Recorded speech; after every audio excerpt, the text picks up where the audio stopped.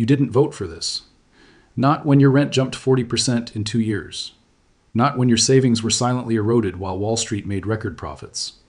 Not when your mortgage rate doubled overnight because someone, somewhere, moved an interest rate 0.25%, but it happened anyway. And if you think a politician did this to you, you're only seeing the shadow puppets on the wall.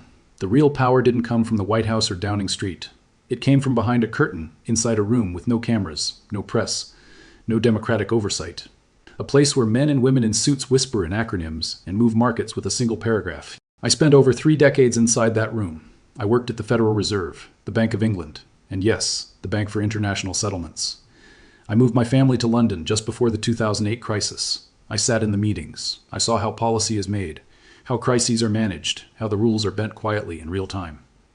And eventually, I left. Not because I had to, but because I couldn't look in the mirror anymore. Today, I'm going to tell you why. 3 things they never tell you about central banking. The first lie is the simplest, and perhaps the most effective, that central banks are independent. You hear this all the time. It's supposed to mean they're neutral, apolitical, above the fray, that they work solely for the good of the economy, for price stability, for employment. But independence is a mirage, the truth. Central banks were never designed to be neutral caretakers of the economy. They were created to serve power, to stabilize governments, to finance their wars, and to manage crises in a way that ensures the continuity of the status quo. This was never about serving the public. It was about ensuring that the machinery of state, debt, and finance could keep turning, regardless of the human cost. Take the Bank of England. It wasn't founded to promote financial inclusion or to uplift the working class. It was created in 1694 to solve one problem. King William III needed money to wage war against France. Private lenders were wary. Kings had a habit of defaulting, so the Crown granted a charter to a new institution that could issue notes backed by government debt. That was the deal, legitimacy in exchange for loyalty, and it worked. England got its war, the bank got power, the template was set. The Federal Reserve came into being under similar circumstances, but with a uniquely American twist, in 1907. When financial panic gripped Wall Street and banks teetered on collapse, it wasn't the government that saved the system. It was a private citizen, J.P. Morgan, who summoned bankers to his mansion, locked the doors, and orchestrated a rescue. The sheer embarrassment of relying on a private financier to stabilize the entire national economy forced the political class to act. The Fed was born in 1913, not out of philosophical conviction, but out of institutional humiliation. It was designed to be independent of politics, but deeply entangled with Wall Street. From the beginning, its mandate was clear: preserve order, protect the system, and make sure that next time, the rescue would come from within. And ever since, central banks have done exactly that. Every major crisis, every tremor that threatened to shake the foundation, has been met with the same response. Flood the system with liquidity, reassure the markets, and buy time. The Great Depression, the stagflation of the 1970s, the crash of 1987, the dot-com bust, the global financial crisis of 2008, the pandemic shock of 2020. At every juncture, central banks stepped in, not to fix the underlying rot, but to contain the damage and ensure continuity. Stability is their god. Growth is their scripture, but justice, equity, structural reform. Those are not on the altar. When wages stagnate for a decade, they stay silent. But when equity markets fall 10%, they hold emergency meetings. When governments overspend and underdeliver, they don't reprimand, they accommodate. That's the word we used. A sanitized euphemism that really means we'll monetize the deficits, we'll suppress the interest rates, we'll make the pain go away, for now. You've probably heard the myth that central banks are independent, but that's a carefully cultivated illusion. What they really are is aligned, quietly, strategically, and completely, with the interests of the state and the financial elite. Independence is the story we tell the public.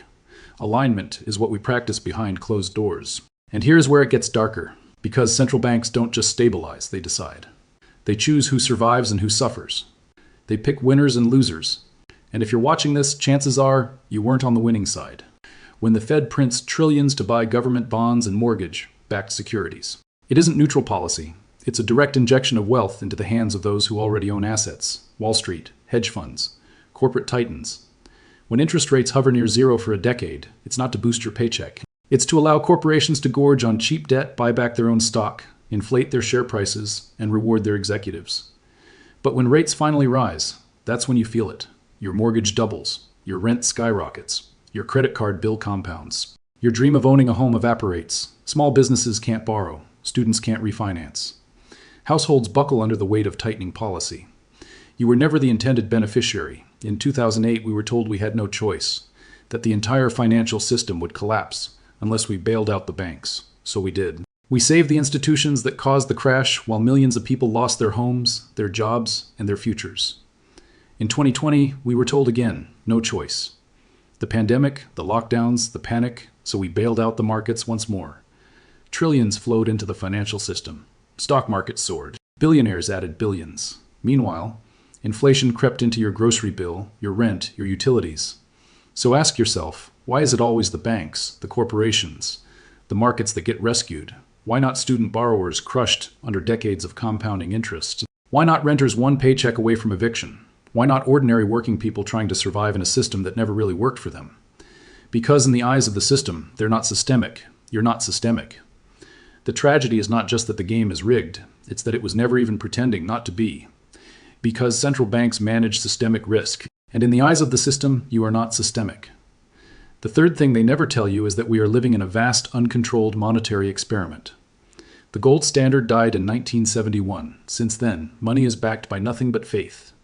Faith in the state, faith in the central bank, faith in the idea that debt can rise forever and trust will never crack. But trust is not infinite. Since 2008, central banks have printed more money than in all of human history. They call it quantitative easing. They justify it with academic papers, mathematical models, and convoluted theories. But the effects are simple and devastatingly consistent when central banks flood the system with newly created money. Asset prices surge, stocks rise, real estate climbs, and financial instruments balloon in value. But these gains are not shared equally. The rich, who already own the bulk of assets, become even richer, their portfolios fattened by monetary expansion. Meanwhile, wages for ordinary workers stagnate, disconnected from the soaring wealth around them.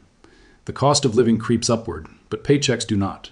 And as households struggle to keep pace, debt fills the gap. Personal debt, corporate debt, government debt. It all explodes. Fueled by artificially low interest rates and the illusion of endless liquidity, the economy grows, but so does the fragility underneath it. The machine hums louder, but the foundation grows weaker. I sat in those rooms. I heard the nervous laughter. I read the memos where we admitted, behind closed doors, that we had no exit plan, that once the system depended on cheap money, we could never truly stop, that we had perhaps created a monster. And yet we pressed on, because no one wanted to be the one to pull the plug. So why did I leave the Fed? Because after decades on the inside, I came to a stark and painful conclusion. The game was rigged, not accidentally, not incidentally, but by design. We weren't steering the system toward resilience or reform. We were propping it up, kicking the can down the road, extending a structure that had already outlived its integrity. Every policy tool we deployed, every emergency measure we normalized, only served to make the system more dependent, more brittle, more unequal. Every time we bailed out the markets, we sent a message: take more risk. There will always be a backstop. Every time we expanded the balance sheet, we told governments they could borrow and spend without facing the consequences. Every time we slashed rates to historic lows, we nudged ordinary people to borrow more. More for homes they couldn't afford, degrees they'd never pay off, lifestyles sustained by credit instead of wages. We weren't solving problems, we were compounding them. And after years of watching this cycle repeat, crisis, response, rationalization, I realized I couldn't do it anymore. I couldn't keep participating in a system that rewarded speculation over savings, short-term optics over long-term health, and political comfort over economic truth. I didn't leave because I lost faith in the people. Many of them are brilliant, well-intentioned, even idealistic in their own way. But I lost faith in the architecture, the institutional scaffolding that pretends neutrality while quietly entrenching power. I lost faith in the belief that we could navigate our way to safety aboard a ship built on debt, inertia, and political expedience. And once I saw that clearly, I knew I had to walk away. So what does this mean for you? It means you were never given real consent. You inherited a system where your financial life, your rent, your wages, your retirement, is shaped by institutions you don't vote for and policies you don't understand. It means your hard work is weighed against a scale that can be quietly tilted with the stroke of a pen in a central bank meeting. It means that when you feel like the system is rigged, you're not crazy, you're paying attention. And now you have a choice: to keep pretending that central banking is boring, technocratic, irrelevant, or to recognize it for what it is, the hidden architecture of modern power. In the coming episodes, I'll show you how it really works, how interest rates became weapons, how inflation is managed not to help you, but to discipline you, why every rescue plants the seeds of the next crisis. Because if you want to understand the future, you have to confront the past, the real past. not the sanitized version they put in textbooks. This is the ex-central banker. And trust me, we're only just getting started.